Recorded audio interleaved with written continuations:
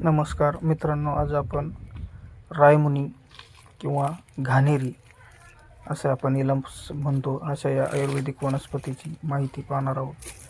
ही वनस्पती मित्रांनो मूळव्याधासाठी खास स्पेशल मानली जाते. तर हिच्या पानांचा रस किंवा हिच्या मुळांचा रस काढून तो पिल्यानंतर मूळव्याधास खूप आराम मिळतो आणि ही खूप आयुर्वेदिक अशी वनस्पती आहे मित्रांनो. हिचे जे फळं आहेत बारीक बारीक, ते फळंसुद्धा पक्षी खातात, लहान मुलेही खातात. हिचे फुलंही खाण्यास खूप गोड लागते. तर अशी ही खूप आयुर्वेदिक वनस्पती मित्रांनो. ही सर्दी खोकल्यावर सुद्धा आयुर्वेदिक आहे. तर हिच्या फुलांचा सुद्धा स्वाद आपण घेऊ शकतो.